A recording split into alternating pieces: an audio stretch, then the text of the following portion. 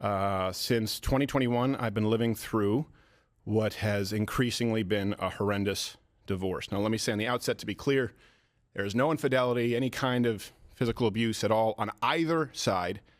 And no, this was not my choice. My then wife decided that she didn't want to be married anymore. And in the state of Texas, that is completely permitted. Now, the other issue is, and this is something that I've kept private for likely far too long, many other people knew about this behind the scenes. So if you're familiar with the idea of extortion, then you know. Well, Steven Crowder, they're talking about some extortion surrounding specifically a very sensitive subject, a split up with he and his wife. There's also kids involved, which of course he points out as well a little bit later, but he's talking about extortion, and maybe it's just some rando online trying to mess with the guy because he's going through a tough time. No, he reveals it. Now, some of these threats were so thinly veiled that I'm frankly surprised you didn't all guess immediately.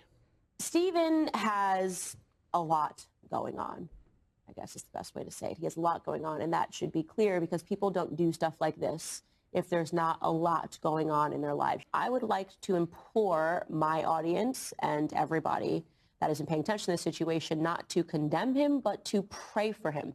I am unsure at this moment if it is my place to say more than that.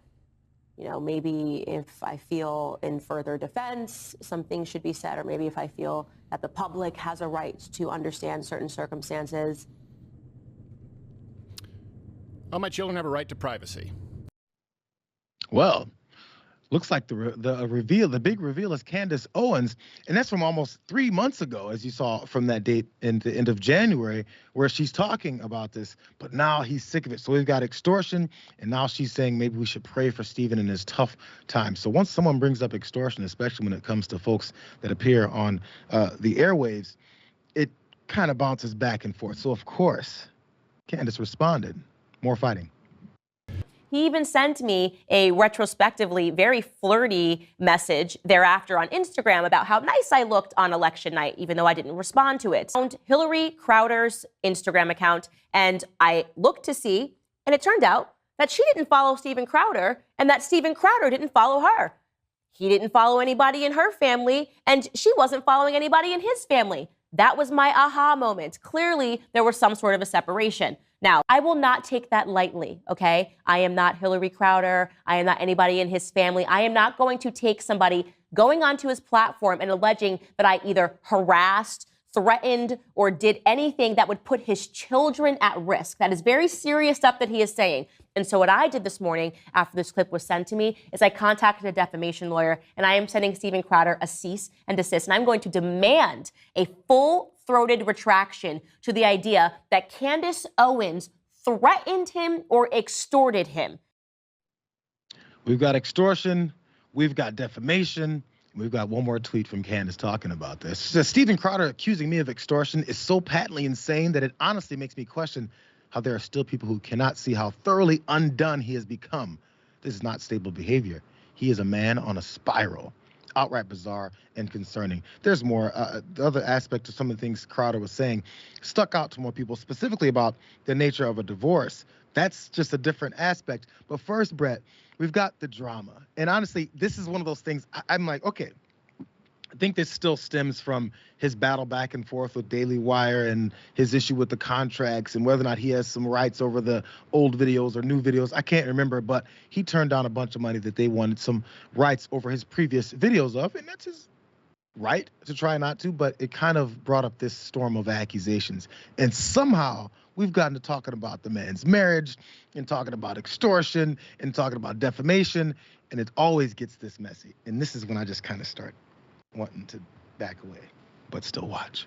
Where you fear to tread, I say, let them fight! Let them kill each other. Let them tear each other limb from limb. Let the flames of Hades roast them both. My God, these two are precious. I love it. I love that they are just getting so horrible. What, am I going to pull punches on Steven Crowder? Steven Crowder, who is only ever about making the least appropriate jokes possible. The ones that are horrible, the ones that are personal, the ones that disregard the way the victim of that joke would ever feel in their entire lives. No, let them fight. Thou shalt reap what you sow, you weird quasi-fake Christian weirdos. This is what I liked about what Steven Crowder said off the top. He goes, listen, there was no infidelity. There was no abuse. So basically, she just doesn't like me as a person. She didn't want to be. The answer is, I'm just terrible. Period. And then that weird statement where he's like, listen, we are in Texas. She wanted to get divorced, and that's the law. That's apparently okay in Texas.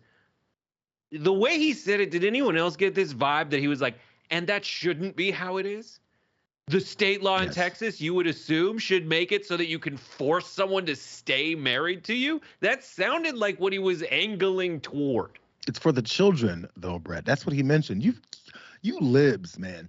You guys keep misinterpreting and understanding the sanctity of this marriage and these children because he's looking to protect them. Some folks did point this out as well. I'm glad you did too. Let's jump to the second of these tweets from Brandon Bradford. Because again, this stuck out. He said, if you really listen to Steven Crowder talk about his divorce, the thing that makes him the most angry is that his wife can legally divorce him without his permission. Well, I mean, they are conservatives and they like to follow the rule of the Bible. And I don't know what part of it says that you should then not be able to divorce in the state of Texas. I'm not sure how many times Texas has been brought up in the Bible. But Emma Vigland, longtime friend of the entire network, said this as well. Crowder's MRA arc begins. He barely contains his fury about no-fault divorce laws, preventing him from forcing his ex to stay. Let's also note that he doth protest too much when it was merely the divorce news that Owens was extorting him with and not any juicier specifics. Specifics, apparently, as we watch this last video, that Crowder does not want to be talked about because what about the children?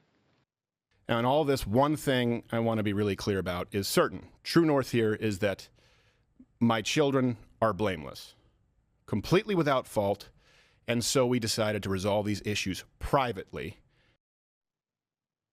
Again, man, I don't know. There's times when I'm a bit of a softie. But I'm trying to see where this makes sense for then Candace to bring up for the sake of what, the old disputes over his potential salary or keeping all of his previous videos and shows. I don't know, but they definitely go straight for the throat. This is one thing that happens with a lot of these conservative pundits, man. It's, oh, you offended me? I shall burn your entire house down. It goes from 0 to absolute 100. And now flames shall be thrown both directions. We talked about keeping track of that story of those police that are stealing people's cars. I feel like this is going to stick around for a couple of weeks in the news as well as last thing I'll say on this is Steven Crowder. Next on Steven Crowder. He goes, this is basically the summary of a Steven Crowder show. Listen, please give me privacy because I value privacy here. Up next, video of Hunter Biden snorting coke off his own penis.